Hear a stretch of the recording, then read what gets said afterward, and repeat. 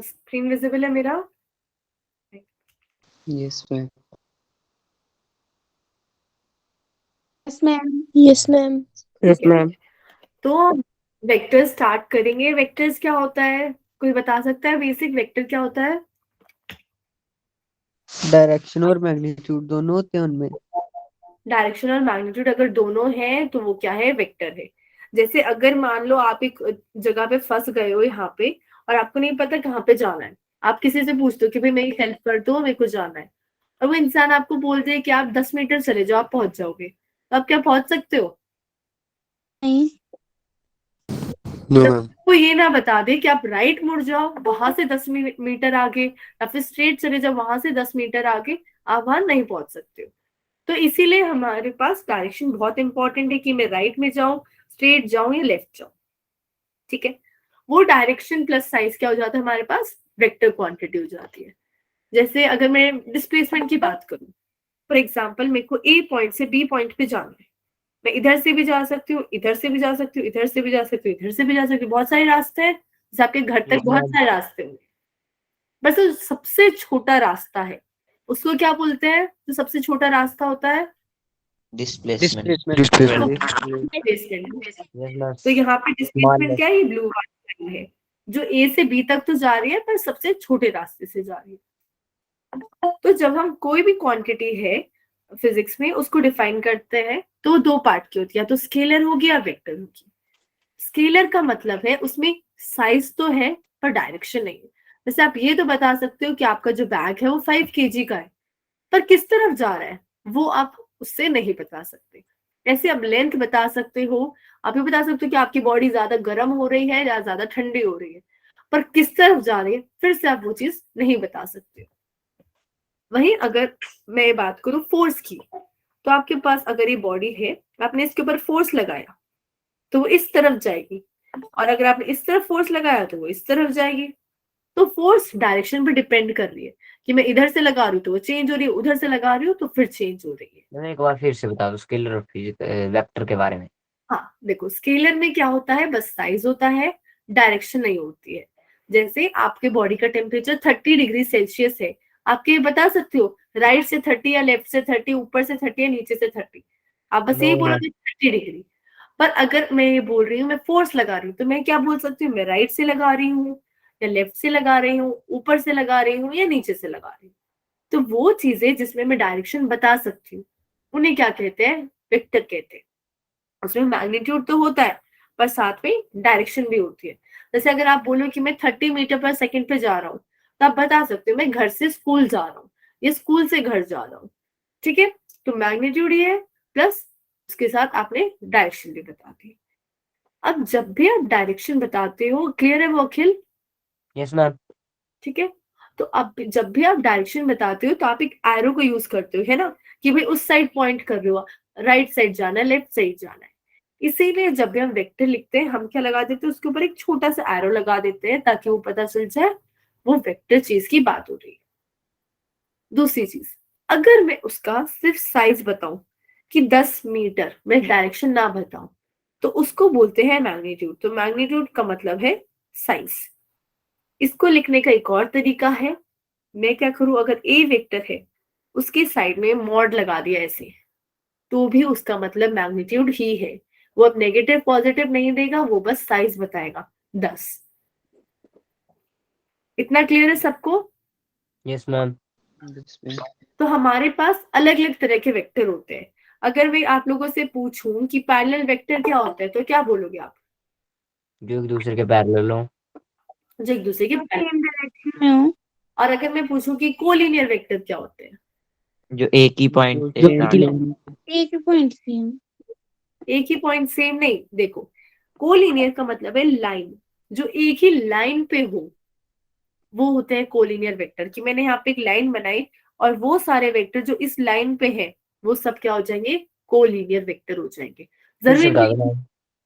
फिर से बता दूं, देखो वो वेक्टर जो एक ही लाइन पे है, जरूरी नहीं है उन सबका मुंह एरो एक ही तरफ हो, अपोजिट भी हो सकता है, पर लाइन जिसपे वो है वो सब क्या, उन सबकी क्या होनी चाहिए, एक ही होनी चाहिए।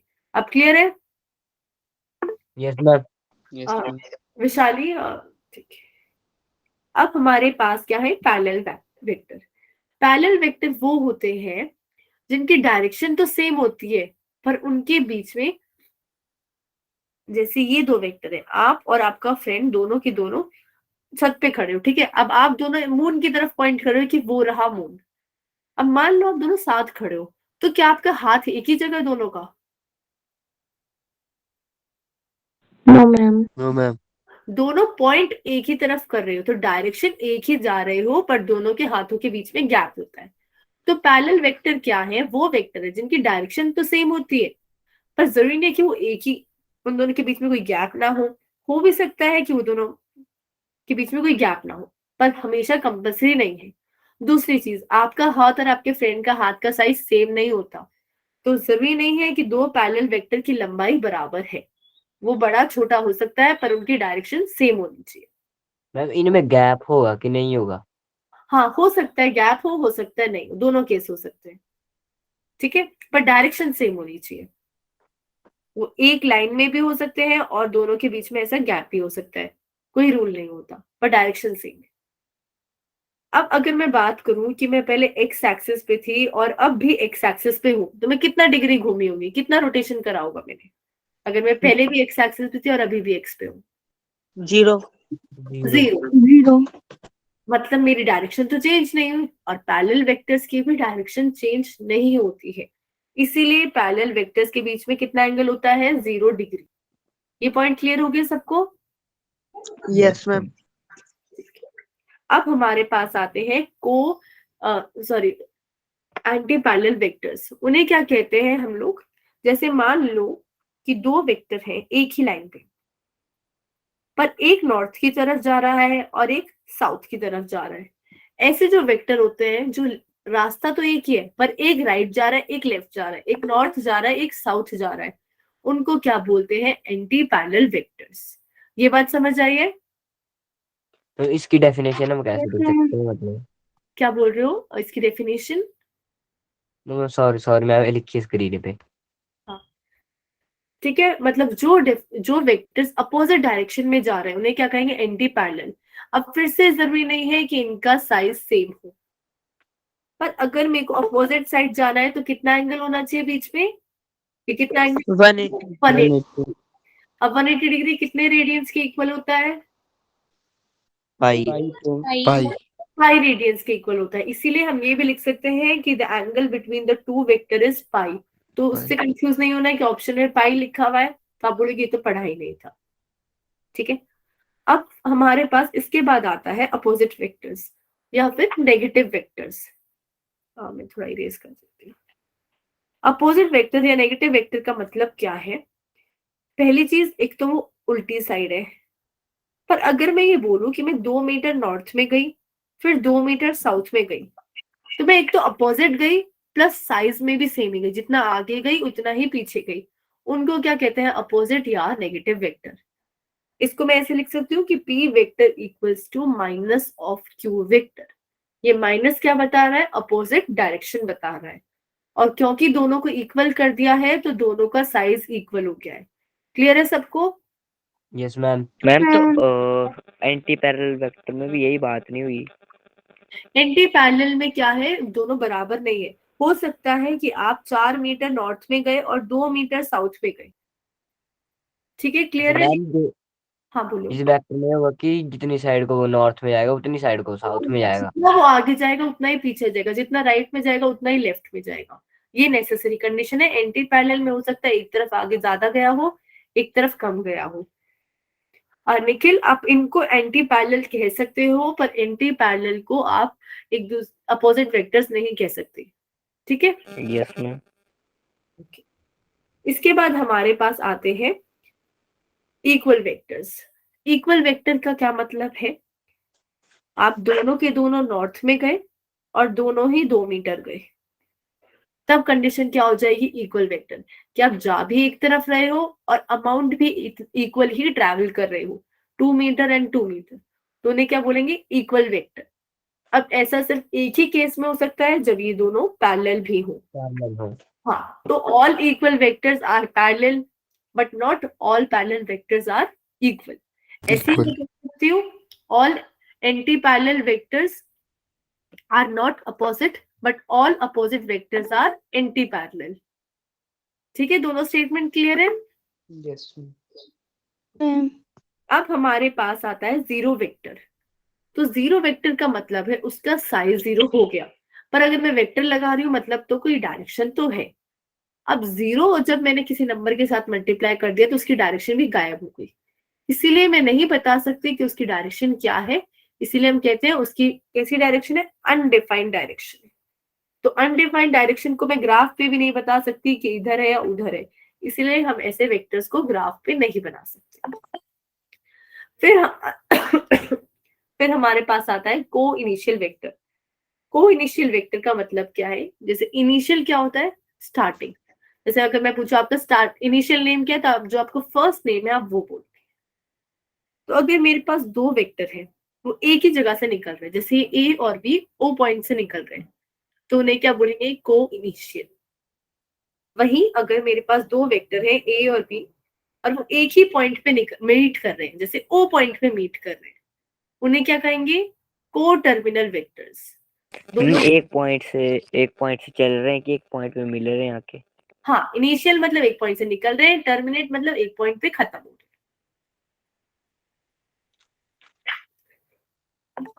फिर हमारे पास है, मान लो कि आपके पास आपका फोन है या जिस भी डिवाइस पे आप अभी मेरे को देख रहे हो, उस पे आपने ऐसे रैंडम वेक्टर्स बना लिए अलग अलग डायरेक्शन में। बनाए तो एक ही स्क्रीन पे एक ही प्लेन सरफेस पे बनाए, तो वो वेक्टर्स जो एक ही प्लेन सरफेस पे होते हैं, एक ही प्लेन में होते हैं, उन्हें क्या कहते हैं, कोप्लेनर वेक्टर। प्लेनर। करेक्ट। फिर से बता दो मैम एक बार। अगर मान लो कि आपने क्या किया, एक स्क्रीन पे बहुत सारे वेक्टर बना लिए ऐसे, इन सब की डायरेक्शन अलग अलग है, किसी की डायरेक्शन सेम नहीं है, पर बनाए एक ही स्क्रीन पर है, एक ही प्लेन सरफेस पर है ना। तो ऐसे वेक्टर जो एक ही प्लेन पे होते हैं उन्हें क्या कहते हैं, को प्लेनर वेक्टर। अब क्लियर है? यस ठीक है। अब मैं क्या करती हूँ, कोई भी वेक्टर का स्टार्टिंग पॉइंट फिक्स कर दिया कि वो इसी पॉइंट से स्टार्ट होगा और कहीं से नहीं, तो उसे क्या कहते हैं, लोकलाइज्ड वेक्टर, जिसका इनिशियल पॉइंट फिक्स्ड है। पर अगर मैं बोलूं कि वो कहीं से भी स्टार्ट हो सकते हैं इस पूरे सरफेस में से, तो उसे क्या कहेंगे, नॉट फिक्स्ड या एन लोकलाइज्ड वेक्टर। उसका कोई भी पॉइंट फिक्स नहीं है, वो यहाँ से भी स्टार्ट हो सकते हैं, यहाँ से भी हो सकते हैं, यहाँ से भी हो सकते हैं, यहाँ से भी, हमें नहीं पता वो कहाँ से स्टार्ट होगा। क्लियर है? अब आता है यूनिट वेक्टर। यूनिट का मतलब होता है वन। मान लो कि मेरे पास क्या है, एक वेक्टर है जो ये कह रहा है 10 मीटर पर सेकेंड इन ईस्ट। मतलब उसने बताया कि उसकी वेलोसिटी क्या है, 10 मीटर पर सेकेंड है ईस्ट की तरफ, और ये वेक्टर है मेरे पास ए वेक्टर। अब मेरे को कौन बताएगा इसका साइज क्या है ए वेक्टर का?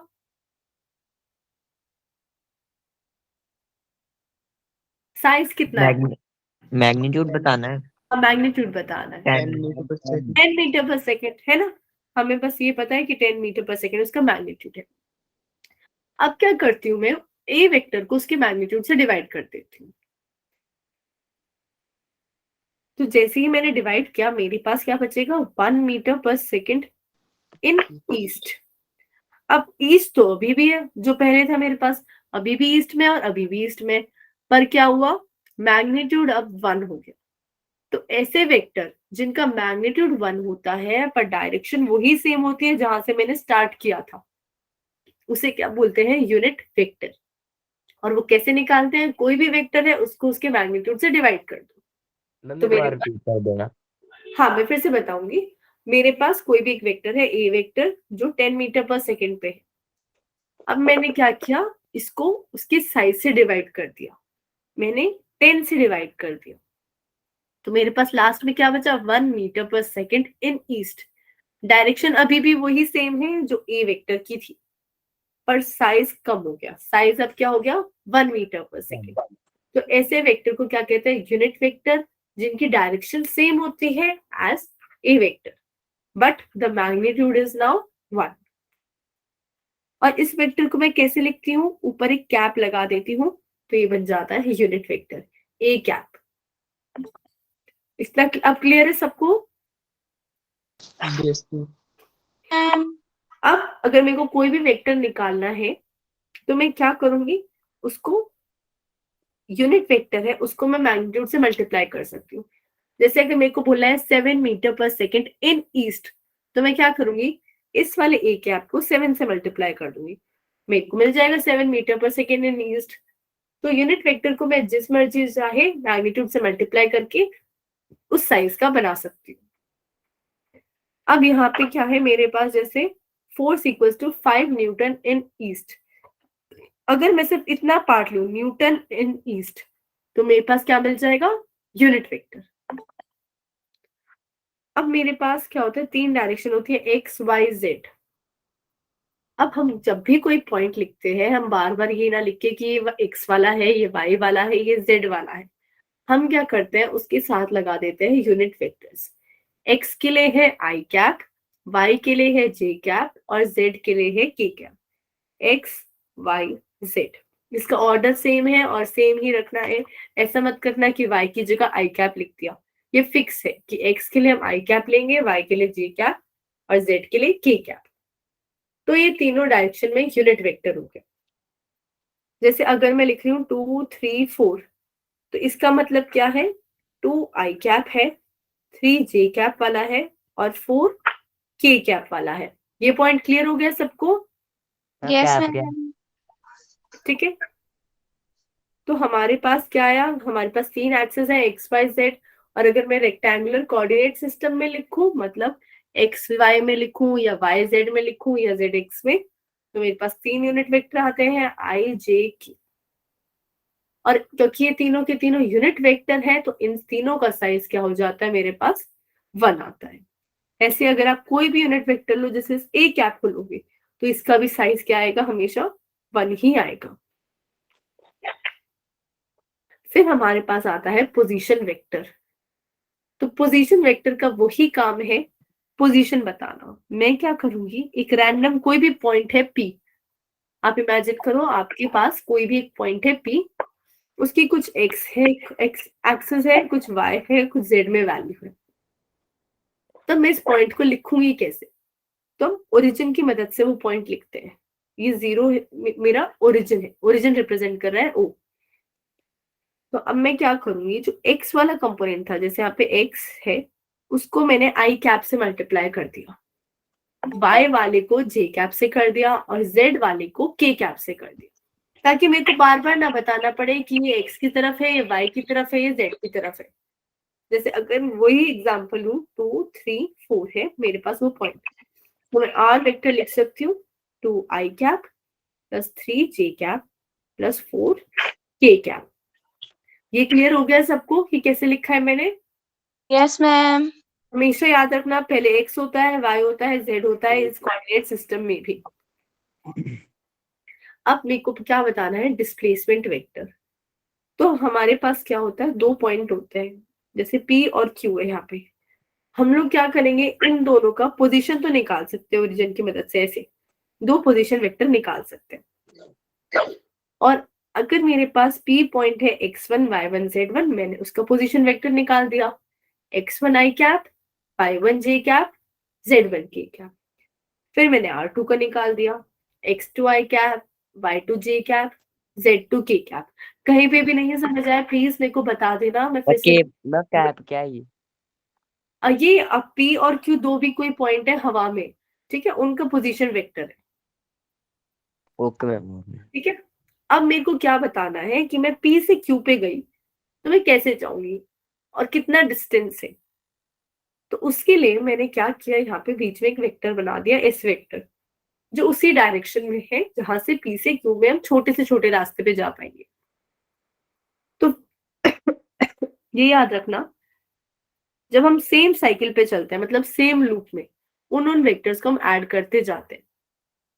जैसे इस डायग्राम में अगर आप देखो, ये वाला जो वेक्टर है R1 वेक्टर और S वेक्टर, इन दोनों का एरो एक ही तरफ जा रहा है, एक ही सर्कल में चल रहा है। पर ये जो R2 वेक्टर है वो अपोजिट सर्कल में चल रही है। तो जो अपोजिट वाला है उसको सब्ट्रैक्ट करना है, जो सेम वाला है उनको ऐड करना है। तो मैंने R1 में S को ऐड करा और R2 सब्ट्रैक्टेड था और वो राइट साइड जाके पॉजिटिव हो गया। क्लियर है सबको ये पॉइंट? Yes, ma'am. ये क्या है? ट्राइंगल लॉ है ऑफ वेक्टर एडिशन।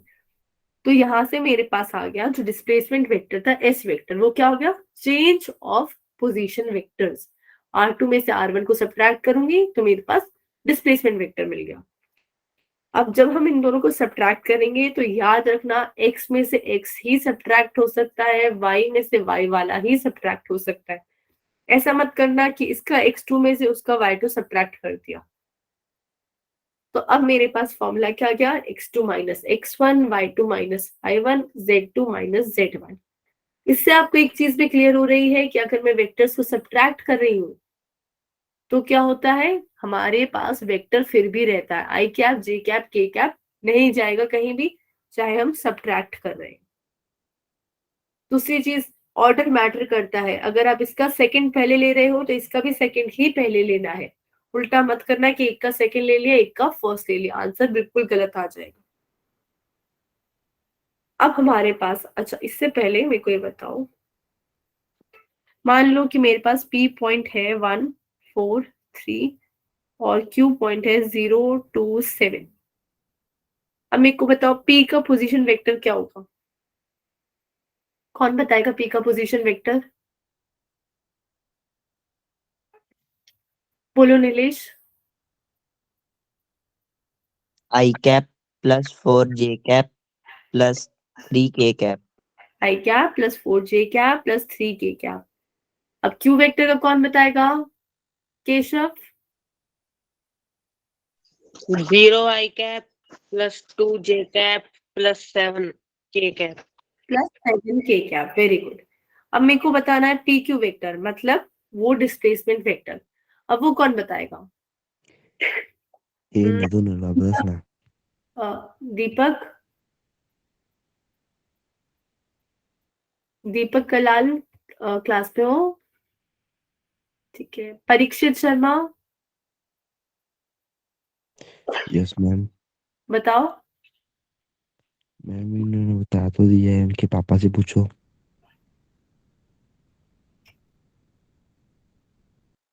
परीक्षित आपकी क्लास में है? गाइस मैं आपसे पूछ रही हूँ। परीक्षित। पिछली क्लास तो ज्वाइन की थी परीक्षित ने।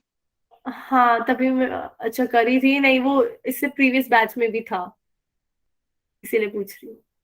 ठीक है। मैम जो असली वाला परीक्षित है उसने विराट कोहली की फोटो लगाई है अपनी आईडी पे।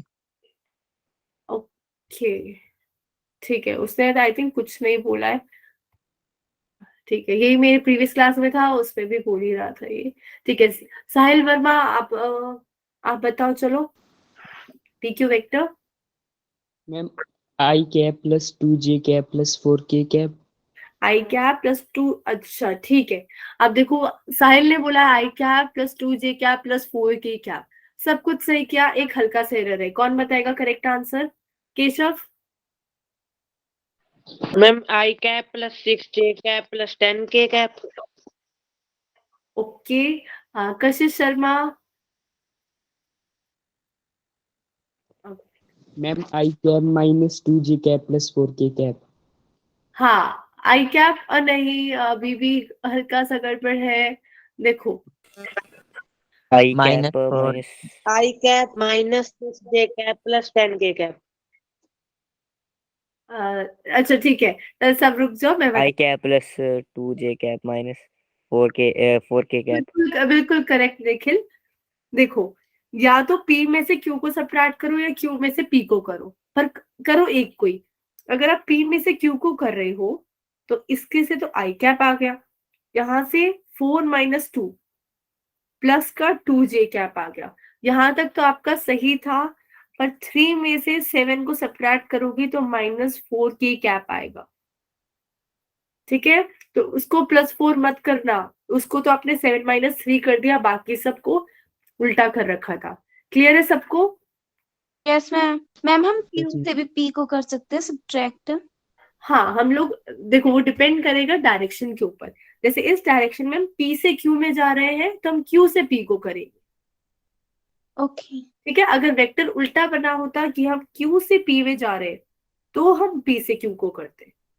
ठीक है, क्योंकि यहाँ पे सबने ही आंसर P से Q वाला दिया था, इसलिए मैंने एक्सप्लेन किया कि वो माइनस की क्या गड़बड़ थी। क्लियर है सबको?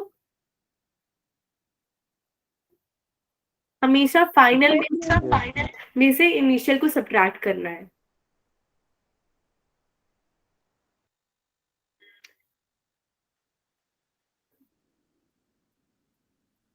तो अब हमारे पास आता है resolution of vector. Resolution of vector का क्या मतलब है, मेरे पास कोई रैंडम वेक्टर होगा आर वेक्टर, वो कहीं पे भी होगा हवा में। अब वो पूछेगा कि उसका एक्स में बताओ कितना साइज है और वाई में बताओ कितना साइज है। तो मैं उस वेक्टर को दो पार्ट में ब्रेक कर सकती हूँ, एक एक्स डायरेक्शन में होगा और एक वाई वाले में। अब इसके लिए मेरे को एक इंपॉर्टेंट चीज है, वो है ये एंगल थीटा, कि एक्स वाले के साथ कितना एंगल बना रहा है।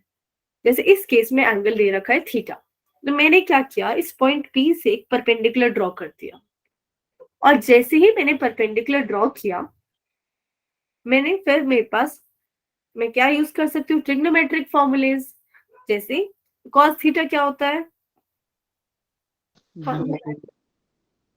क्या, base upon Base upon hypotenuse. Base upon hypotenuse. तो अगर मैं देखूं OPM ट्राइंगल में, तो बेस तो मेरे पास OM है, तो मैंने क्या लिखा, OM अपॉन R, और ये क्या हो गया मेरे पास, cos थीटा। यहां से OM की क्या वैल्यू आ गई, R cos थीटा। ये क्लियर है सबको, R cos थीटा कैसे आया? Yes ma'am, yes ma'am. ऐसे ही हम R sin थीटा भी निकाल सकते हैं sin थीटा की मदद से, परपेंडिकुलर अपॉन हाइपोटेन्यूज। अब क्या करेंगे हम लोग, जैसे ही मेरे पास R cos theta R sin theta आया, मैं देख सकती हूँ कि इस पॉइंट P का भी कुछ x कोऑर्डिनेट होगा, y कोऑर्डिनेट होगा। अब x क्या होता है, जितना x वाली एक्सिस पे साइज है। अब यहाँ पे वो साइज क्या है, R cos थीटा, और y एक्सिस पे क्या साइज है, R sin थीटा।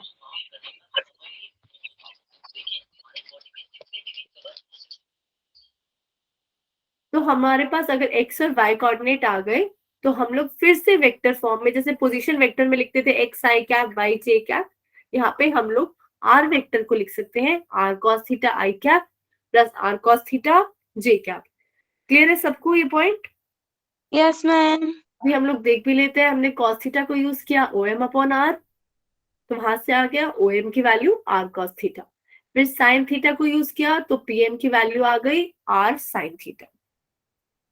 फिर हम लोग वेक्टर को इन दो फॉर्म में लिख सकते हैं, r cos theta plus r sin theta, और i कैप और j कैप लगा दिया, जो x के लिए है उसके साथ i कैप, जो j के लिए है उसके साथ sin थीटा वाली टर्म है। अब इंपॉर्टेंट चीज ये याद रखना, जिस भी एक्सिस के साथ थीटा है उसी के साथ cos थीटा लगता है। 90% क्वेश्चन में वो यही बोलेगा कि x वाली एक्सिस के साथ थीटा है, पर अगर कभी y वाले में भी आ जाए तो y वाला r cos थीटा हो जाएगा, x वाला r sin थीटा हो जाएगा। ये बात समझ आई सबको? मैम एक बार दोबारा बताना। दोबारा बताऊं, देखो मैं ये कह रही हूँ, ये जो थीटा होता है ना, जिसके साथ लगा होता है उसी के साथ cos आता है। 90% क्वेश्चन में ये थीटा x के साथ ही लगा होगा, पर अगर कभी y के साथ लगा हो तो y वाला cos हो जाएगा। कैसे होएगा ये भी देख लेते हैं एक बार। देखो मेरे पास था, मान लेते हैं कि इधर है थीटा, तो बेस कौन सा हो गया, अब अगर ये वाला एंगल थीटा है तो बेस कौन सा होगा, ओपी।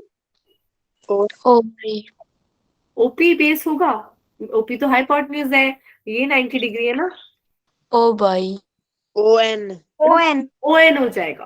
तो ये मेरा बेस है, और बेस वाले में क्या यूज करते हैं, cos थीटा, और इस केस में परपेंडिकुलर क्या हो गया, ये वाला। परपेंडिकुलर वाले में क्या यूज करेंगे, sin थीटा। क्लियर है? Yes, ma'am. तो यस मैम। इसीलिए उस केस में क्या होगा, y के साथ r cos थीटा आ जाएगा और x के साथ r sin थीटा। पर ऐसा नहीं होता है, बहुत कम यूज होता है। और दूसरी चीज, अगर मान लो वो आपको ये बोले कि y एक्सिस के साथ 60 डिग्री है, तो x एक्सिस के साथ कितना डिग्री होगा, 30 डिग्री। x एक्सिस के साथ हो जाएगा 30 डिग्री। कैसे निकाला, ये पूरा है 90 में से मैंने 60 को सब्ट्रैक्ट कर दिया तो मेरे पास क्या आ गया, 30 डिग्री। 30। ठीक है, तो अगर वो कभी ये भी पूछे कि y के साथ क्या एंगल है, आप वो भी निकाल सकते हो 90 में से सब्ट्रैक्ट करके, और y में से दे रखा है तो आप सीधा x के लिए भी निकाल सकते हो। यहाँ तक तो किसी को कोई डाउट नहीं है? No ma'am. अब हम लोग क्या करेंगे, हम लोग साइज निकालेंगे कि r का हम साइज कैसे निकालेंगे। तो ये जो इक्वेशन है, यहाँ पे मैं स्क्वायर करती हूँ। ये क्या था मेरे पास, rx था, rx का स्क्वायर करते हैं और ry का स्क्वायर करते हैं। जैसे ही rx का स्क्वायर किया, क्या आ गया मेरे पास, r square cos square theta. वैसे ही ry का स्क्वायर करते ही आ गया ry साइन स्क्वायर थीटा। अब sine square theta plus cos square theta क्या होता है, 1। 1 होता है। तो मैं क्या करूंगी, इन दोनों को ऐड कर देती हूँ। तो राइट साइड में क्या बचेगा, सिर्फ r स्क्वायर, और अगर मैं अंडर रूट लूं तो मेरे पास क्या आ जाएगा, r। वही देखो हमारे पास यहाँ फॉर्मूला आ गया कि अगर मेरे को मैग्नीट्यूड निकालना है तो मैं क्या करूंगी, x कंपोनेंट और y कंपोनेंट का स्क्वायर कर दूंगी, उनको ऐड करके फिर अंडर रूट ले लूंगी, तो मेरे पास आ जाएगा r वेक्टर का साइज, मैग्नीट्यूड। ये क्लियर है? Yes ma'am. मेरे को अगर डायरेक्शन बतानी है तो मैं डायरेक्शन कैसे बताऊंगी, डायरेक्शन बताने के लिए मेरे को ये थीटा चाहिए कि वो एक्स एक्सिस से कितने एंगल पे है। तो थीटा निकालने के लिए मैं tan थीटा यूज कर सकती हूँ। क्यों? क्योंकि परपेंडिकुलर r sin थीटा हो गया, बेस r cos थीटा हो गया, तो इजीली दोनों को डिवाइड किया, tan थीटा हो गया। मान लेते हैं कि किसी केस में मेरे पास tan थीटा क्या आ गया, 1 आ गया, तो थीटा क्या आ जाएगा, 45 डिग्री। 45 डिग्री, बिल्कुल सही। तो जितना जो भी इसकी वैल्यू होगी उसके हिसाब से हम थीटा निकाल सकते हैं। अब मान लेते हैं कि मेरे पास 2D सिस्टम नहीं है, 3D सिस्टम है। तो 3D में मेरे पास rx ry नहीं rz भी होगा। मेरे पास यहाँ पे 3 कंपोनेंट आ गए, x y z। रिजल्टेंट का फॉर्मूला वही सेम है, x y z तीनों कंपोनेंट का स्क्वायर करो, ऐड करो और फिर अंडर रूट ले लो। पर फर्क क्या है अब यहाँ पे, वहां पे हम लोग तीनों के मतलब जैसे z तो था ही नहीं, x के लिए हम ले लेते cos थीटा, y के लिए ले लेते sin थीटा। यहाँ पे तीनों के लिए x y z के लिए तीनों के लिए ही cos थीटा लेंगे।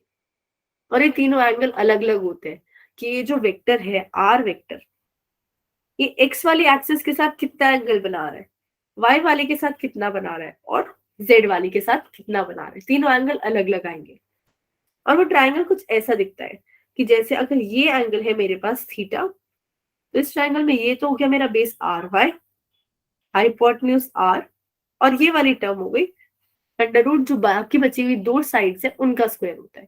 ये ट्रायंगल यूज नहीं होगा पर ये रिलेशन यूज होता है कि कॉस थीटा वाई क्या है, जो भी इक्वेशन है उसका वाई वाला कंपोनेंट अपॉन जो टोटल साइज है वो, ऐसे ही एक्स के लिए एक्स वाला कंपोनेंट अपॉन टोटल साइज। अब क्या करो, आप इन तीनों का स्क्वायर कर दो और ऐड कर दो। अगर आप स्क्वायर करके ऐड करोगे तो आपके पास आएगा R Y square upon R square plus R X square upon R square plus R Z square upon R square. अगर आप एलसीएम लो तो ऊपर क्या आ जाएगा आपके पास, R X square plus R Y square plus R Z square. ध्यान से देखो वो क्या है, आर का स्क्वायर है। ऊपर वाली इक्वेशन से वो क्या आ गया, आर का स्क्वायर आ गया। इसीलिए अगर मैं इन तीनों का स्क्वायर को ऐड करूं तो हमारे पास वैल्यू क्या आती है, 1 आती है। क्लियर है ये सबको? ऊपर आर स्क्वायर कैसे आया? ऊपर आर स्क्वायर कैसे आया, देखो ऊपर ये जो इक्वेशन है उसमें मैं दोनों साइड स्क्वायर कर देती हूँ। क्या आएगा मेरे पास, R X square plus R Y square plus R Z square, है ना। और यहाँ पे अगर मैं एलसीएम लूंगी और फिर ऐड करूंगी तो ऊपर क्या आएगा, यही आएगा सारा। Divya yes ma'am. अब क्लियर है सबको, R square upon R square कैसे आया? Yes ma'am. अब हम यहाँ पे ना कुछ एग्जाम्पल लेते हैं। मेरे पास यहाँ पे 3 एग्जाम्पल है, हमें तीनों का मैग्नीट्यूड निकालना है, एंगल विद एक्स एक्सिस निकालना है और यूनिट वेक्टर। एक एग्जाम्पल मैं करवाती हूँ, बाकी दोनों आप खुद बताओगे। जैसे फर्स्ट वाला है, उसमें मेरे पास क्या है, आर वेक्टर है, कुछ एक्स का कंपोनेंट है कुछ वाई का कंपोनेंट है। एक्स का कंपोनेंट क्या है फर्स्ट वाले में, 2। जो y के साथ लगा है वो x का है, जो j के साथ लगा है वो y का है। तो x कंपोनेंट आ गया मेरा 2, y कंपोनेंट भी क्या आ गया, 2 आ गया। अब मैग्नीट्यूड निकालने के लिए बस इनका स्क्वायर करना है और ऐड करना है, कर देते हैं फटाफट। 2 का स्क्वायर प्लस 2 का स्क्वायर और अंडर रूट, तो ये आ गया √8 या फिर 2√2। ये मेरा फर्स्ट पार्ट हो गया। अब दूसरे पार्ट में उसने पूछा एंगल बताओ, तो एंगल निकालने के लिए मेरे को tan थीटा चाहिए। तो tan थीटा क्या होता है? पाई वाला अपॉन x वाला। हाँ बिल्कुल करेक्ट। यहाँ पे तो जैसे 2 है और ये भी 2 है, तो मैंने क्या किया 2/2 कर दूंगी 1। अब इससे क्या आएगा, थीटा क्या आ जाएगा 45 डिग्री। 45 डिग्री। 45 डिग्री। तो यहाँ से थीटा की वैल्यू क्या आ गई 45 डिग्री। अब थर्ड पार्ट क्या कह रहा है मेरे को, यूनिट वेक्टर निकालो। यूनिट वेक्टर क्या होता है, जो भी वेक्टर है जैसे 2i cap plus 2j cap, इसको इसके मैग्नीट्यूड से डिवाइड कर दो। जैसे इसमें आ रहा है 2√2, डिवाइड कर देते हैं। डिवाइड करते हुए ध्यान रखना कि जो डिनोमिनेटर है दोनों के नीचे आएगा, सिर्फ एक से डिवाइड मत करना, दोनों से ही करना पड़ेगा। तो मैं पूरा सिंप्लीफाई करके आपको दिखा देती हूँ। यहाँ से 2 से 2 कैंसिल हो गया, ये 2 से 2 कैंसिल हो गया। अब आप ये लिख सकते हो i cap upon √2 plus j cap upon √2। तो एक तो ये i कैप j कैप मत हटाना जब आप यूनिट वेक्टर निकाल रहे हो। दूसरी चीज, दोनों से अलग अलग डिवाइड करना। अब सेकंड वाले पार्ट का मैग्नीट्यूड कौन बताएगा?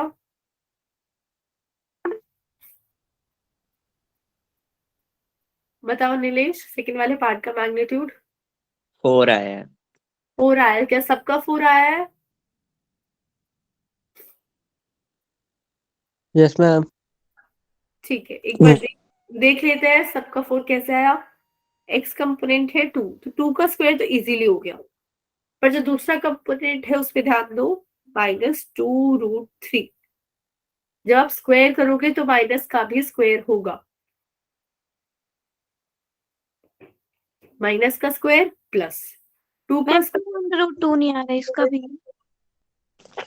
16। मैम हाँ देखो, अगर हम 2 का स्क्वायर करेंगे तो 4 आया, और फिर √3 का स्क्वायर करेंगे तो 3 आ जाएगा। तो इससे आगे हमारे पास 16, और 16 का अंडर रूट 4 हो जाएगा। क्लियर है सबको ये? यस साहिल, मैम। साहिल आपको डाउट है? ठीक है, अब एंगल विद एक्स एक्सिस कौन बताएगा? साहिल बताओ। Ma'am 60 degree. 60 डिग्री। और कौन बताएगा?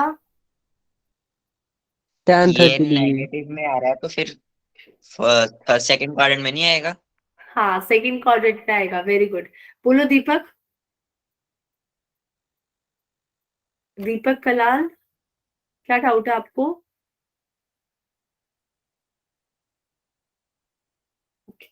हाँ जी, सेकंड क्वाड्रेंट में आएगा। मैं पढ़ा क्या रही हूँ? मैं पढ़ा रही हूँ गुड नाइट, वेक्टर्स पढ़ा रही हूँ मैं। यहाँ पे यूनिट वेक्टर्स निकालना है।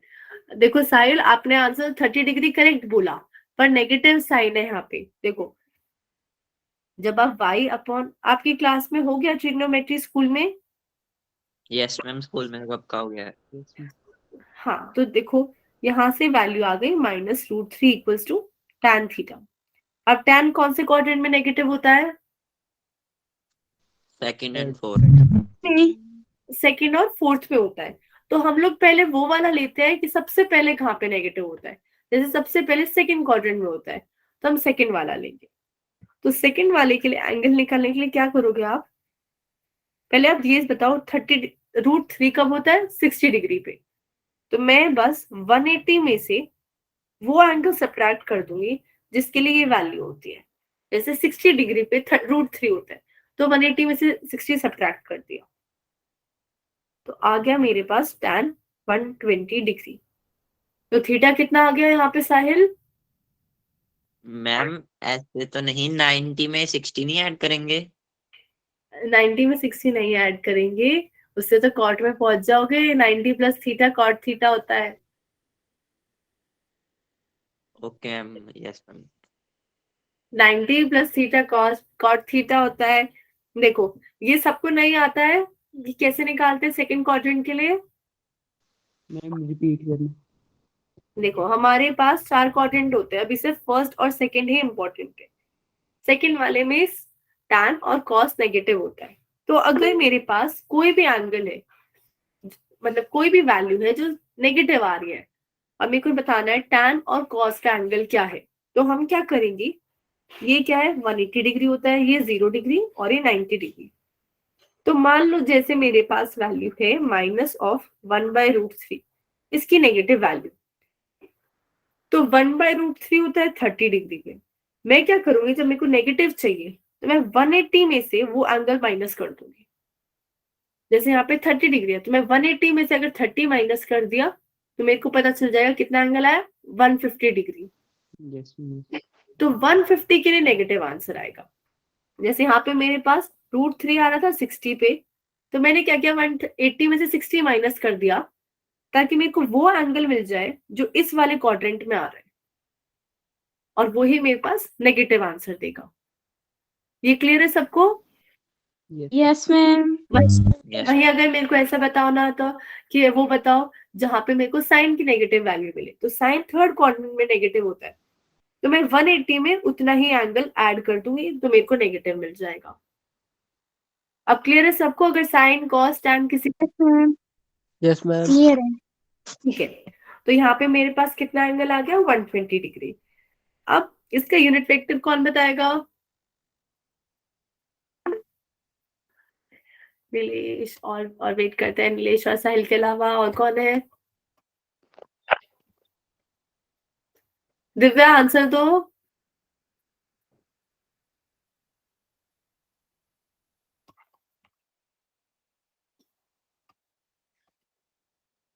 साहिल बताओ answer. Ma'am, I/√2 minus √2/√2 I cap √2 minus 3 √3 j cap upon √2. √3 J cap upon √2। ये अपॉन में √2 कैसे आ रहा है? नीलेश बताओ आप आंसर।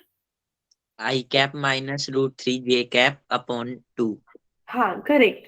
देखो हमारे पास क्या है यहाँ पे, 2 आई कैप माइनस 2 √3 जे कैप, और जब मैं इसे डिवाइड करूंगी 4 से, तो साहिल आप मेरे को एक बार एक्सप्लेन करो √2 कैसे आ रहा है डिनोमिनेटर में? Ma'am, गलत कर दी थी डिवाइड। गलत कर दिया था डिवाइड। Yes. ठीक है, तो 2 को हम लोग डिवाइड करेंगे, अच्छा आपने 2 √2 से डिवाइड कर दिया था, ठीक है। Yes.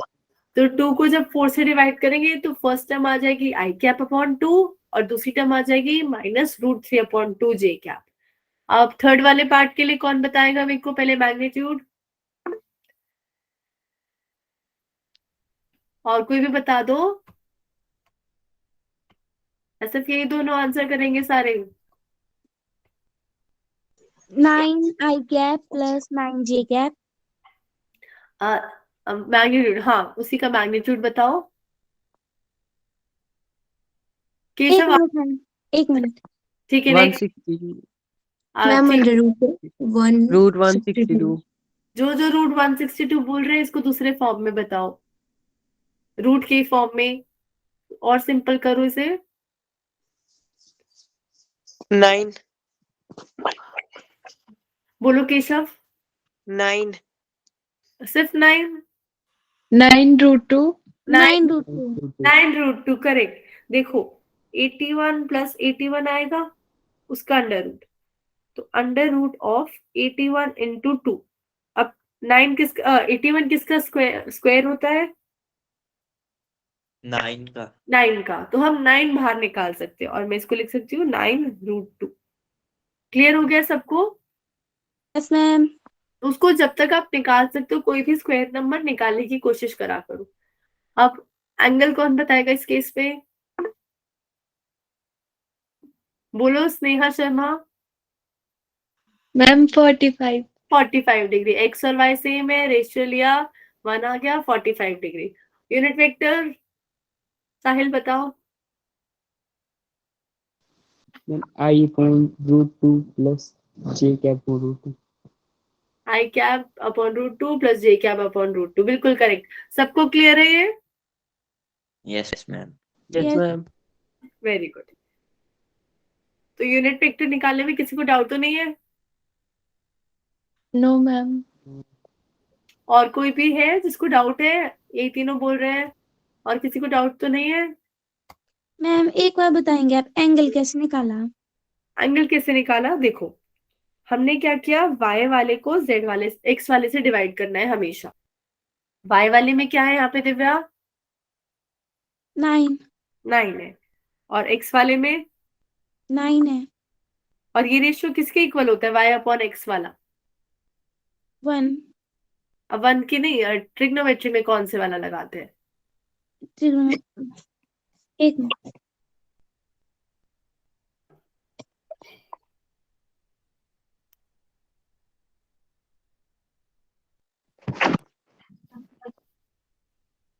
दिव्या,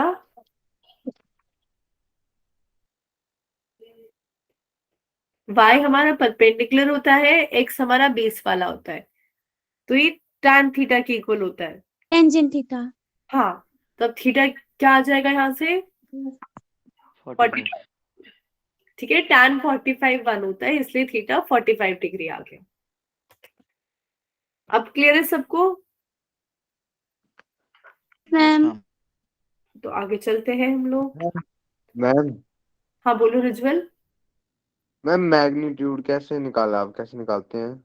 और यूनिट मैग्नीट्यूड कैसे निकालते हैं? जो भी कंपोनेंट्स अगर x और y है तो हम लोग क्या करेंगे, x और y का स्क्वायर कर देंगे और उनको ऐड कर देंगे, और फिर जो ऐड करके आंसर आएगा उसका अंडर रूट लेना है। और सिमिलरली, मैम हाँ बोलो। यूनिट यूनिट वेक्टर कैसे निकाल देंगे? यूनिट वेक्टर क्या करेंगे हम लोग, जैसे कोई भी वेक्टर यहाँ पे, जैसे मैं एक सेकेंड, जो फर्स्ट वाला,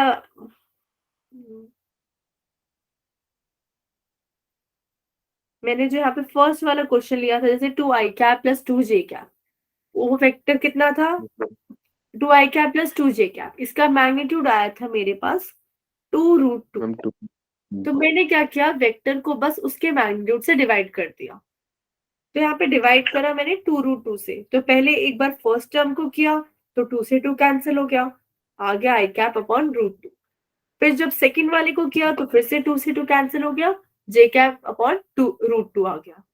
क्लियर है यस ये? मैम, यस मैम, ऐसे ही सेकंड और थर्ड पार्ट के लिए भी किया था। अब किसी को यस डाउट मैम। है और? No ma'am, no ma'am.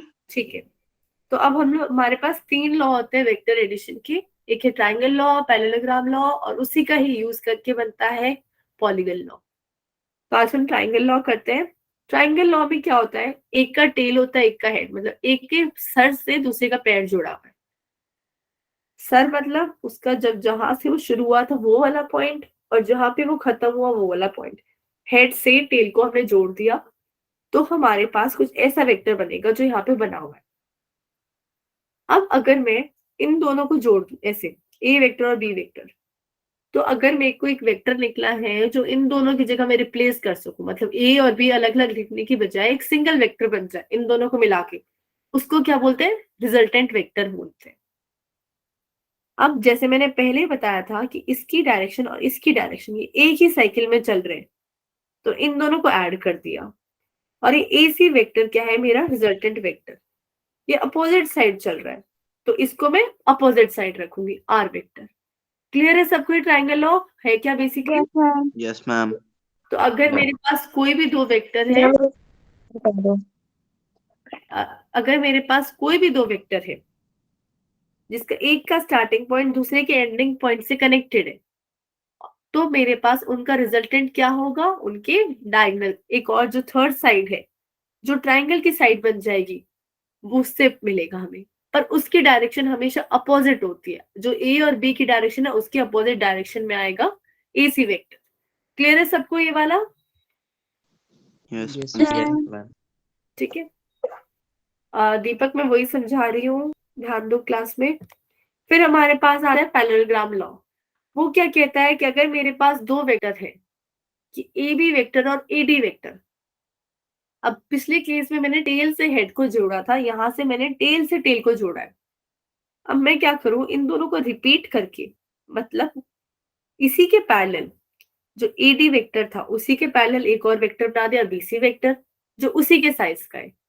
ऐसे ही ए बी वेक्टर के पैरेलल एक और वेक्टर बना दिया, सी डी वेक्टर, जो उसी ए बी के साइज का है। तो क्या बन जाएगा मेरे पास ये, अगर दो अपोजिट साइड पैरेलल है और इक्वल है तो क्या बन जाता है वो, पैरेललोग्राम। पैरेललोग्राम बन जाता है। मेरे को क्या काम है, इन दो वेक्टर की जगह एक सिंगल वेक्टर चाहिए जो इन दोनों को रिप्लेस कर सके, वो मिलेगा मेरे को डायगोनल से। वही डायगोनल क्या हो गया इस केस में, मेरा रिजल्टेंट वेक्टर। अब ध्यान रखना उस केस में तो रिजल्टेंट की डायरेक्शन अपोजिट थी, इस केस में इन तीनों के लिए ही एरो सेम डायरेक्शन में जा रहा है। ए बी का भी सेम डायरेक्शन में, ए सी का भी सेम डायरेक्शन में और ए डी का भी सेम ही डायरेक्शन में जा रहा है एरो। ठीक है, याद रखना उस केस में ऐसे था अपोजिट डायरेक्शन में, इस केस में तीनों का सेम डायरेक्शन में जा रहा है। क्लियर है सबको ये? Yes ma'am. ठीक है, अब हम लोग क्या करें, इसका प्रूफ देखते हैं। तो प्रूफ देखने के लिए हमने दो वेक्टर लिए हैं, पी वेक्टर और क्यू वेक्टर, और उनके बीच में मान लेते हैं ये एंगल है थीटा। ये एंगल थीटा उन दोनों के बीच का एंगल है, और आर मेरे पास कुछ रिजल्ट बना इन दोनों को मिला के, और मान लेते हैं वो है एंगल अल्फा पी। अभी जो एंगल मैं मेजर कर रही हूँ ये मैं पी वाली लाइन के साथ मेजर कर रही हूँ। इतना समझ आया सबको diagram? Yes ma'am. Yes ma'am. अब देखो क्योंकि ये पैरेललोग्राम है तो ए बी और सी डी बराबर है, तो अगर ये पी है तो ये ऊपर वाला भी पी होगा। ऐसे ही अगर ये क्यू है तो ये वाला भी क्यू होगा।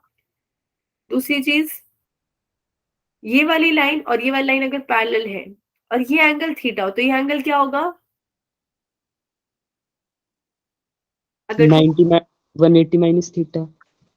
नहीं, दो पैरेलल लाइंस होती हैं और उनके पास से एक और लाइन जा रही है तो ये दोनों एंगल सेम हो जाते हैं, ये भी थीटा हो जाता है। याद करो, पढ़ा होगा छोटी क्लास में, दो पैरेलल लाइंस है, उससे अगर मैं एक और लाइन बनाऊं उनसे पास होती हुई तो वो सेम ही एंगल पे इंटरसेक्ट करती है। ठीक है, क्लियर है सबको ये point? Yes yes ma'am. Ma'am. तो हमारे ma'am. पास क्या आ गया, ये एंगल भी थीटा आ गया। अब ये एंगल बन किसके साथ रहा है, मैंने क्या किया, इस ए बी को थोड़ा और आगे ऐसे ऐसे बढ़ा दिया, सेम ही डायरेक्शन में, ना टेढ़ा करा, बिल्कुल सेम डायरेक्शन में आगे बढ़ा दिया, और सी से एक परपेंडिकुलर डाल दिया ई पे, तो ई पॉइंट पे परपेंडिकुलर। तो अब अगर मैं देखूं इस ट्राइंगल में सी बी ई में, बेस है मेरा बीई और हाइपोटेन्यूज है मेरा क्यू, तो ये किसके इक्वल हो गए मेरे पास, कॉस थीटा के। तो मैंने बी को लिखा हुआ है क्यू कॉस थीटा। ऐसे ही परपेंडिकुलर की जगह मैंने लिख दिया क्यू साइन थीटा।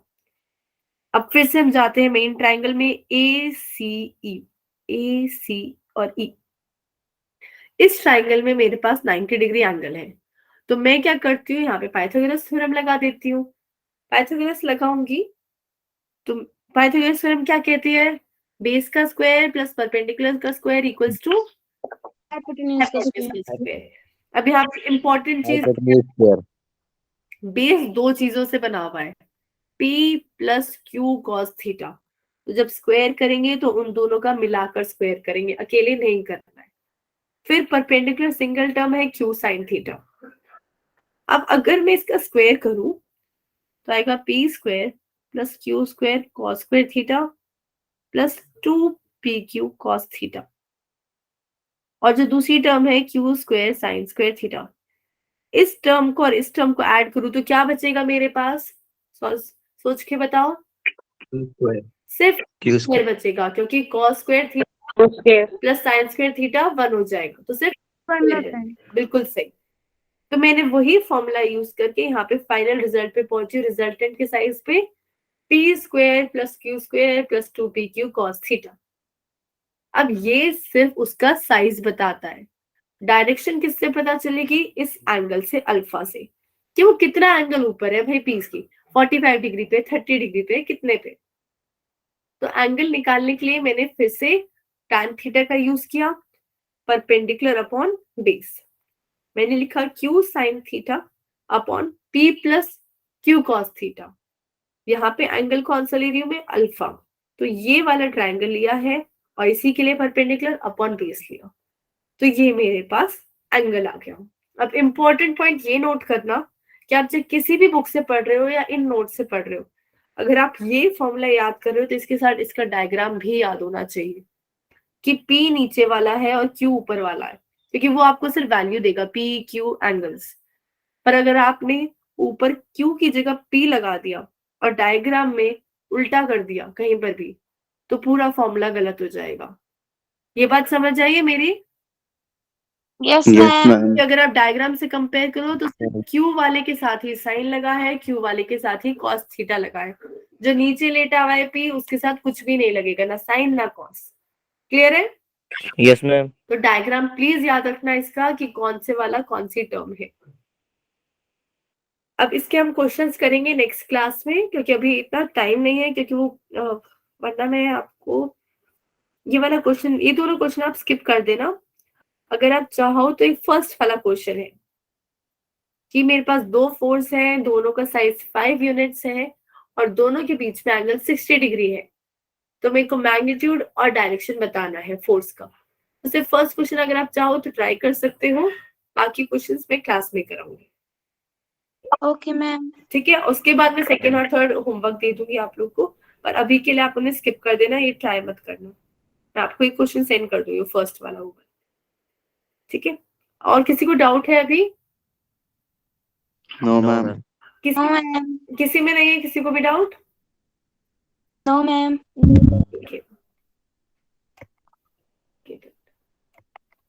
ठीक है, फिर मैं मीटिंग एंड कर दूं।